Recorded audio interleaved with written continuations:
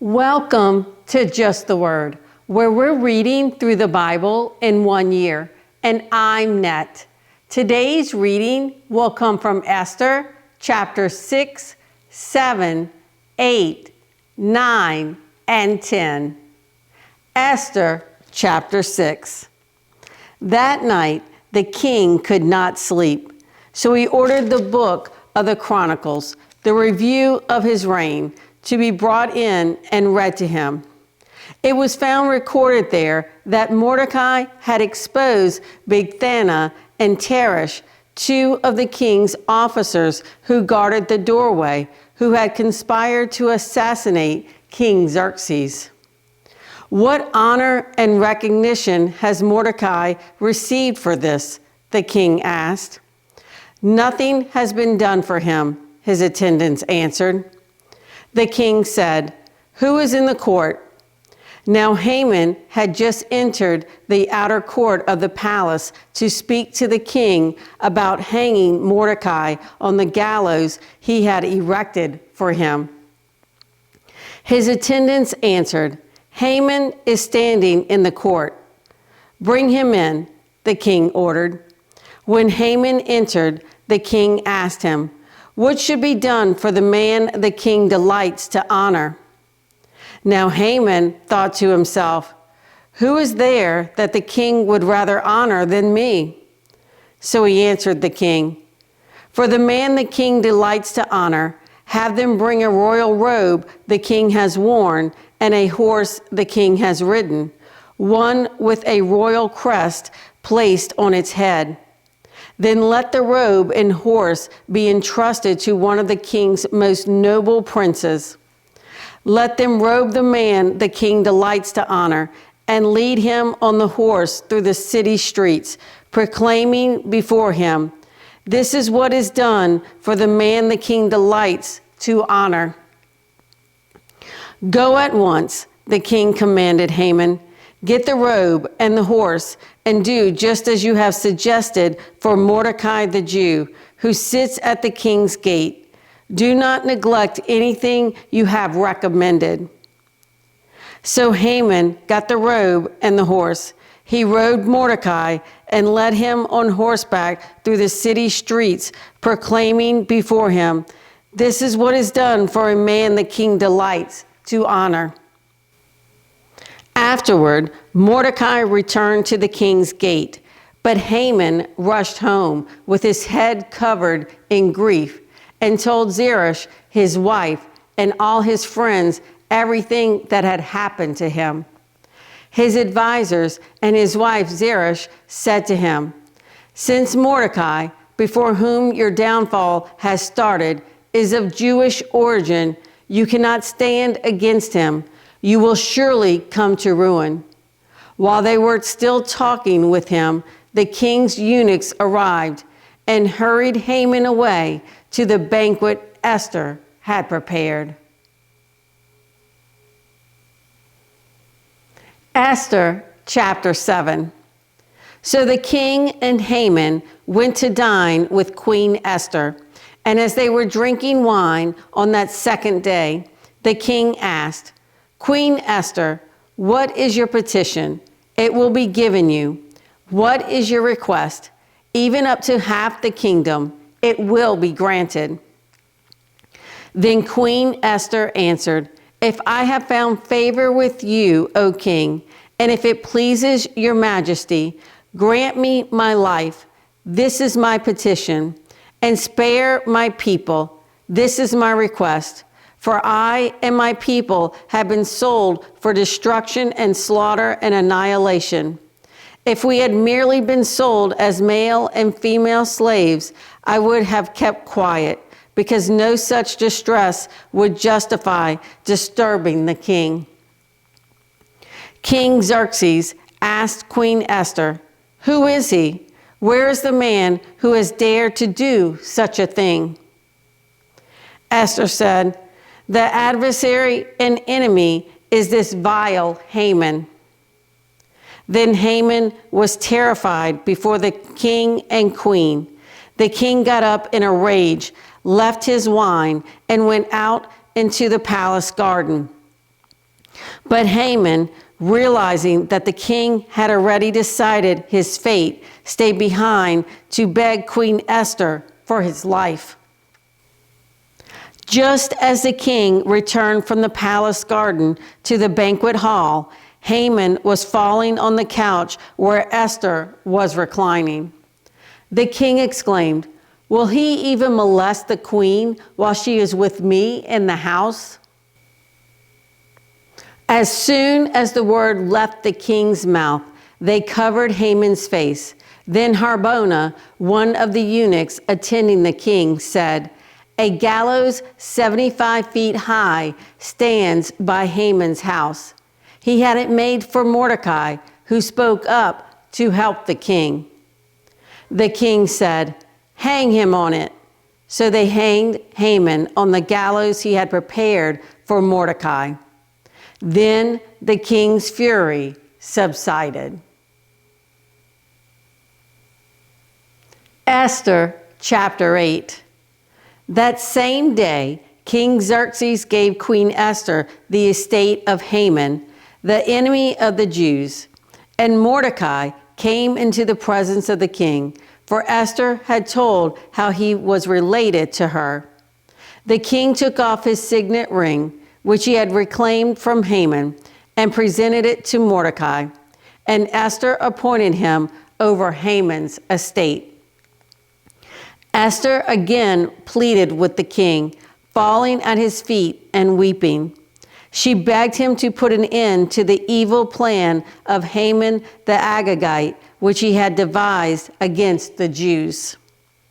Then the king extended the gold scepter to Esther, and she arose and stood before him.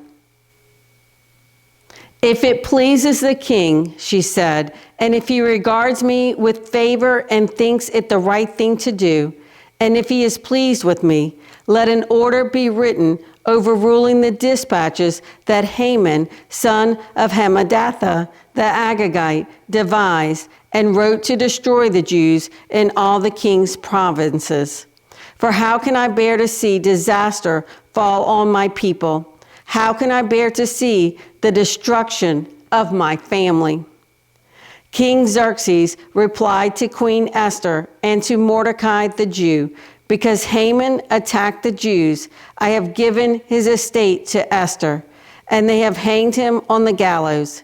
Now write another decree in the king's name in behalf of the Jews as seems best to you, and seal it with the king's signet ring. For no document written in the king's name and sealed with his ring can be revoked." At once, the royal secretaries were summoned on the 23rd day of the 3rd month, the month of Sivan.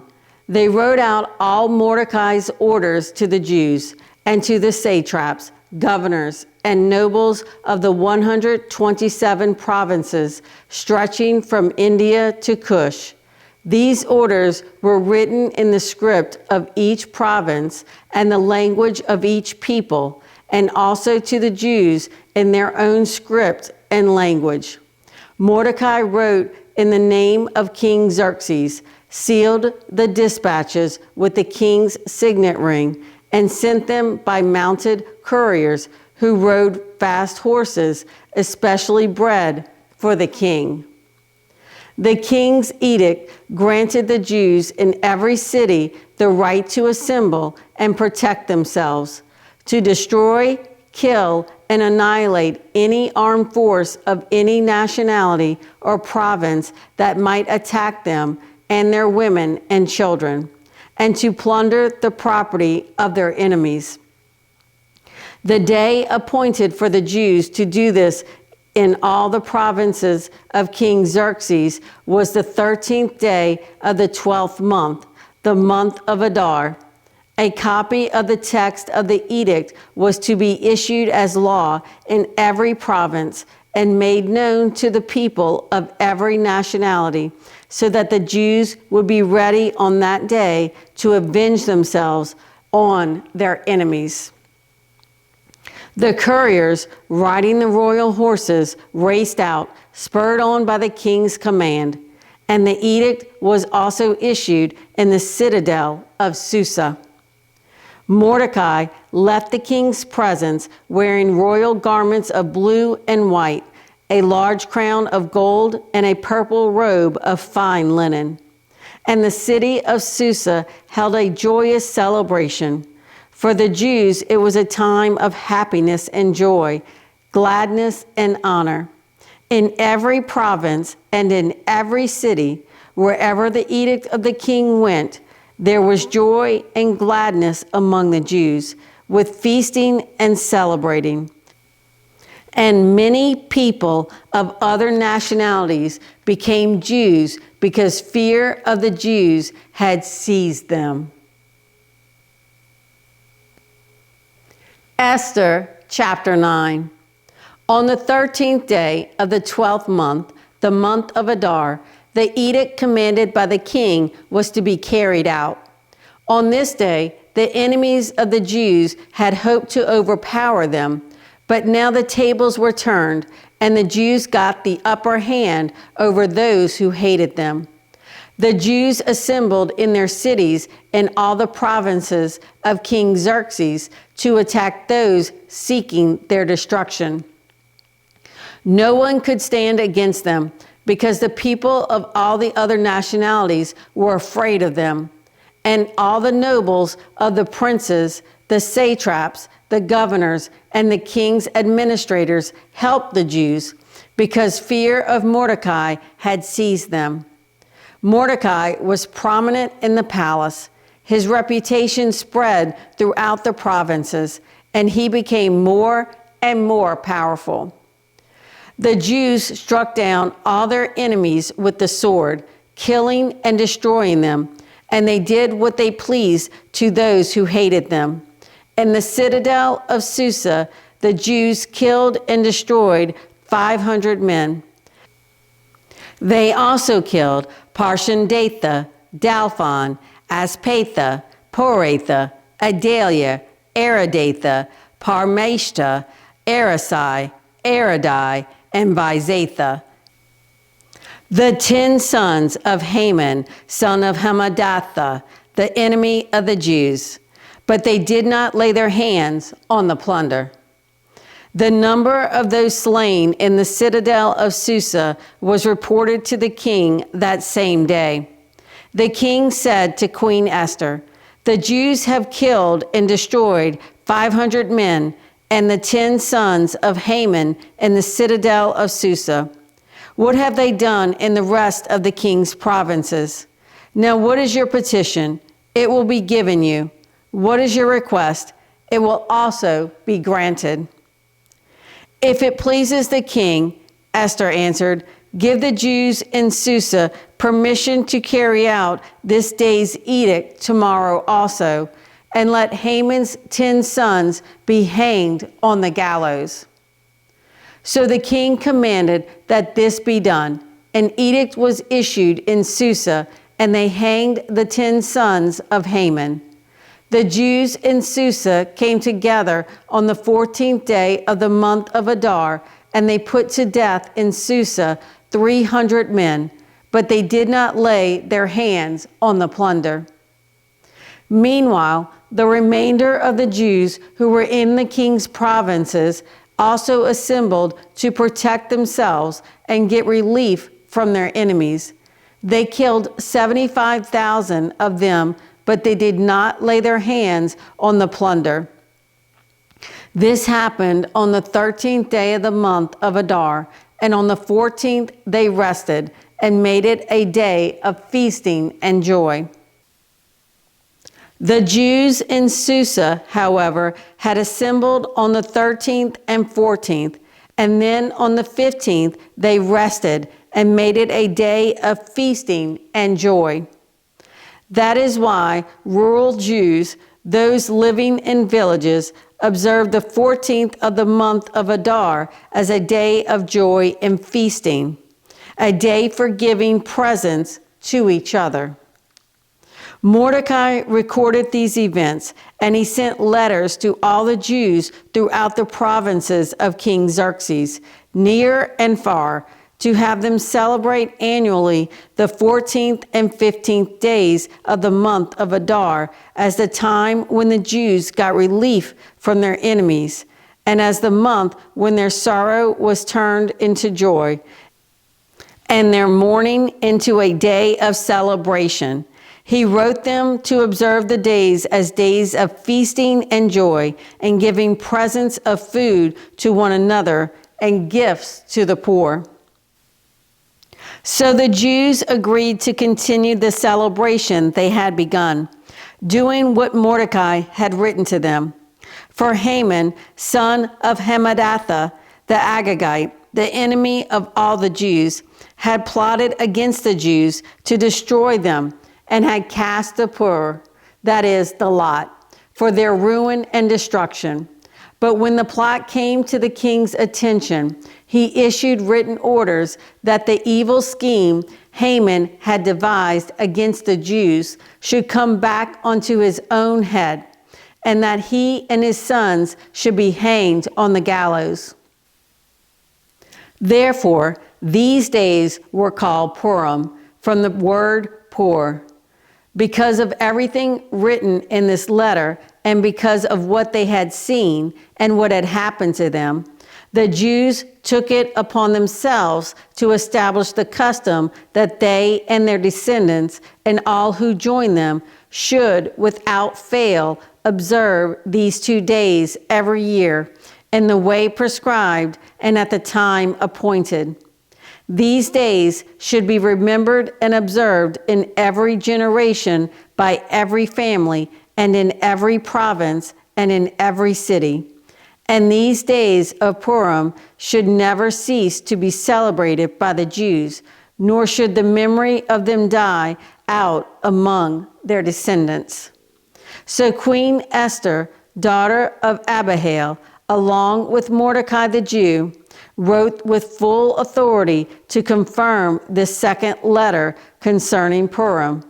And Mordecai sent letters to all the Jews in the 127 provinces of the kingdom of Xerxes, words of goodwill and assurance, to establish these days of Purim at their designated times, as Mordecai the Jew and Queen Esther had decreed for them, and as they had established for themselves and their descendants in regard to their times of fasting and lamentation.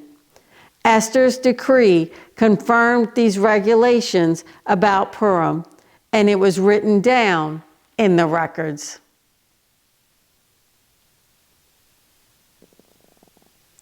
Esther chapter 10. King Xerxes imposed tribute throughout the empire to its distant shores, and all his acts of power and might, together with a full account of the greatness of Mordecai, to which the king had raised him, are they not written in the book of the annals of the kings of Media and Persia? Mordecai the Jew was second in rank to King Xerxes, preeminent among the Jews, and held in high esteem by his many fellow Jews, because he worked for the good of his people and spoke up for the welfare of all the Jews. Thanks for joining Just the Word. See you tomorrow.